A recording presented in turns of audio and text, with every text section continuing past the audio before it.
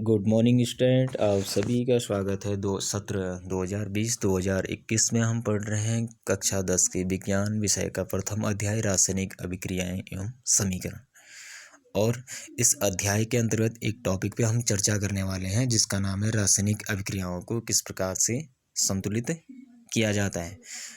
तो रासायनिक अभिक्रियाओं को संतुलित करने से पहले हम थोड़ा सा देखेंगे कि रासायनिक समीकरण किसे कहते हैं, तो या एक पूर्ण रासायनिक समीकरण किसे कहते हैं, या रासायनिक समीकरण में क्या क्या चीज़ें हमको देखने को मिलती हैं।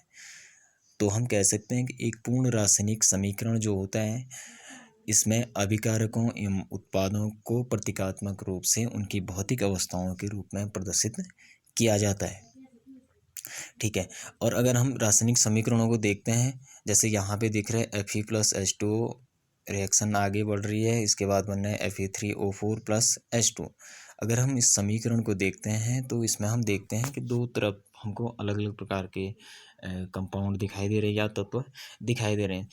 तो इसमें जो तीर का निशान है, जो इसके बाईं ओर जो तत्व या कंपाउंड जो वहाँ पे बन रखे हैं, या तीर के निशान के दूसरी ओर बन रखे हैं, तो जो बाईं ओर जो तत्व या कंपाउंड है उनको कहते हैं हम अभिकारक, और जो दाईं ओर जो बन रखे हैं उनको कहते हैं हम उत्पाद। यानी हम कह सकते हैं कि रासायनिक जो अभिक्रियाएं जो होती हैं उसमें भाग लेने वाले पदार्थ जो होते हैं उनको कहते हैं हम अभिकारक। जैसे आयरन और यहाँ पे जल जो है इनको हम अभिकारक कहेंगे। और इसके बाद यानी कि अभिकारकों की क्रिया के उपरांत जो नए पदार्थ या जो पदार्थ पीछे जो हमको बने हुए मिल रहे हैं उनको हम कहेंगे उत्पाद। जैसे यहाँ पे आयरन ऑक्साइड बन रहा है और हाइड्रोजन गैस निकल रही है। तो अब इस समीकरण को हम किस प्रकार से संतुलित करेंगे, तो सबसे पहले रासायनिक समीकरणों को संतुलित करने के लिए हमको सबसे पहले रासायनिक अभिक्रियाओं को संतुलित करने के लिए हमको जो तत्व जो इसमें है इनके परमाणुओं की संख्या को देखना होता है।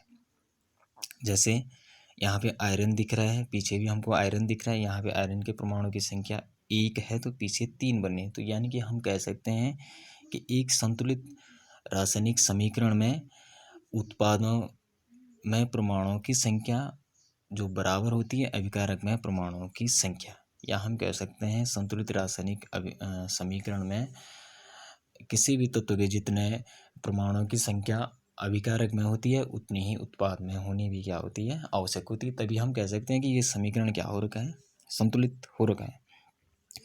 अब हम सीधे चलते हैं इसी समीकरण को किस प्रकार से हम संतुलित करें। इसमें आयरन है, जल है, आयरन ऑक्साइड है, हाइड्रोजन गैस निकल रही है। इसके लिए हम 3 कॉलम बना देते हैं। एक तरफ हम लिख रहे हैं तत्व और इन तत्वों के अभिकारकों में परमाणुओं की संख्या, दूसरी तरफ लिख रहे हैं इन तत्वों के उत्पादों में परमाणुओं की संख्या। तो इसमें जैसे हमको मुख्य रूप से 3 तत्व यहाँ पे दिखाई दे। एक तो आयरन है, दूसरा हाइड्रोजन है, तीसरा ऑक्सीजन है। और ये तीनों तत्व आपस में क्रिया करके ये आयरन ऑक्साइड और हाइड्रोजन गैस बना रहे हैं। तो इसमें हमने पहला जो तत्व ले लिया, यहाँ पे आयरन ले लिया, उसके बाद हाइड्रोजन ले लिया, उसके बाद ऑक्सीजन ले लिया। हाइड्रोजन के ठीक है, सबसे पहले मैं यहाँ पे आयरन को संतुलित करने की कोशिश कर रहा हूँ। तो इसमें मैं आयरन जो तत्व जो है उसके जो आयरन जो तत्व जो हमारे पास है इसको हम देखेंगे कि इसके अभिकारक में परमाणुओं की संख्या कितनी है और उत्पाद में परमाणुओं की संख्या कितनी है।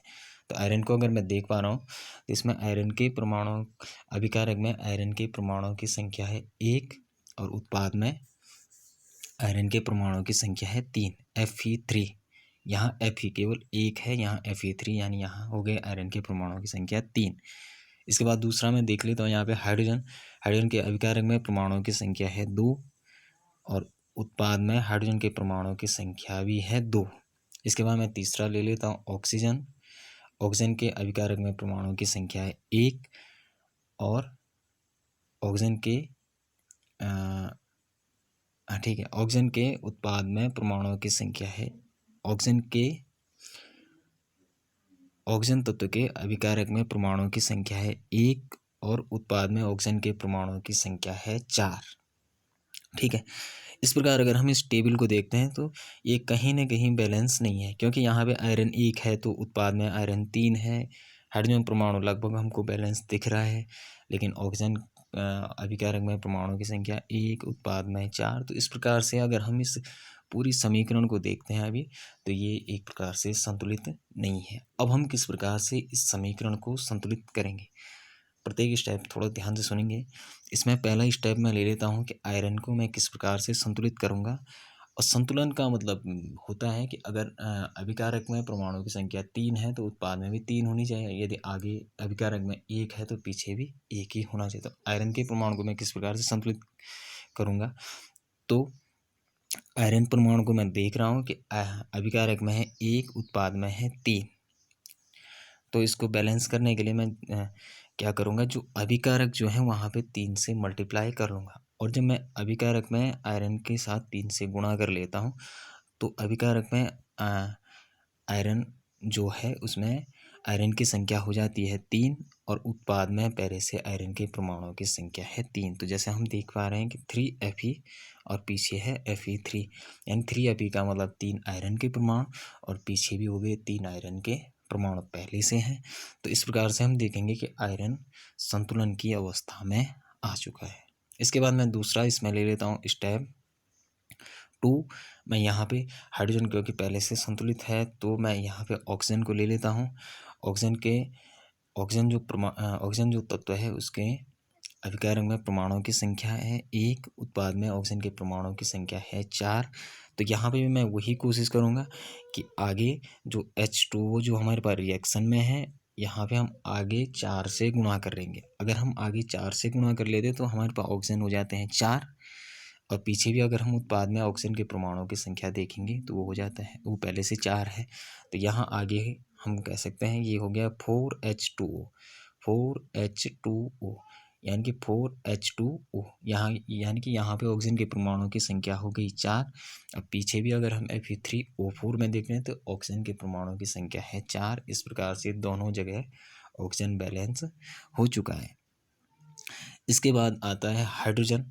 अब हाइड्रोजन के परमाणुओं की संख्या बदल चुकी है अभिकारक में भी और उत्पाद में, क्योंकि हमने यहाँ पे ऑक्सीजन को संतुलित करने के लिए 4 से मल्टीप्लाई किया था। अब ये हमारे पास जो बन गया ये बन गया 4H2O, 4H2O यानी कि 4H2O का मतलब हो गया कि 4H2 यानी कि हाइड्रोजन के परमाणुओं की संख्या अभिकारक में हो गई 8, 4 दूनी 8, 4H2 यानी कि 8। और पीछे बैलेंस करने के लिए हम हाइड्रोजन के साथ 4 से मल्टीप्लाई कर लेंगे तो वो भी पीछे भी बन गया 4H2 यानी कि 4 दूने 8। और इस प्रकार अंत में जो हमारी समीकरण जो समीकरण जो बन जाता है वो बन गया 3Fe प्लस 4H2O, रिएक्शन आ गई Fe3O4 प्लस 4H2। यहाँ हम कह सकते हैं 3Fe प्लस 4H2O यानी कि जल, और फिर आगे बनना है Fe3O4 यानी कि आयरन ऑक्साइड और हाइड्रोजन गैस यहाँ पे निकल रही है। और अब हम अगर देखते हैं कि आयरन 3Fe यानी कि 3 आयरन हो गए, पीछे भी हम देखते हैं Fe3 यानी कि 3 आयरन पीछे भी हो गए, 4H2 यानी कि 4 दूनी 8, हाइड्रोजन के परमाणुओं की संख्या 8, पीछे भी अगर हम देखते हैं 4 दूनी 8, हाइड्रोजन गैस के साथ अगर हम देखेंगे 4 दूनी 8, हाइड्रोजन के परमाणुओं की संख्या भी हो गई 8। और अब हम ऑक्सीजन को देखेंगे तो 4H2O यानी कि 4H2O यानी कि 4 ऑक्सीजन और पीछे ऑलरेडी 4 ऑक्सीजन ऑलरेडी पहले से है। तो इस प्रकार से हम रासायनिक अभिक्रियाओं को या रासायनिक समीकरणों को संतुलित करने की कोशिश करेंगे। अभी मैं आपको कुछ समीकरण दे रहा हूँ और आपने ये मुझे चेक कराना है। Thanks for watching. और किसी भी समस्या के लिए आप मुझे व्यक्तिगत मैसेज कर सकते हैं, व्हाट्सएप पे मैसेज कर सकते हैं और मैं उसको आपकी समस्या को सॉल्व करने की पूर्णतः कोशिश करूँगा। धन्यवाद।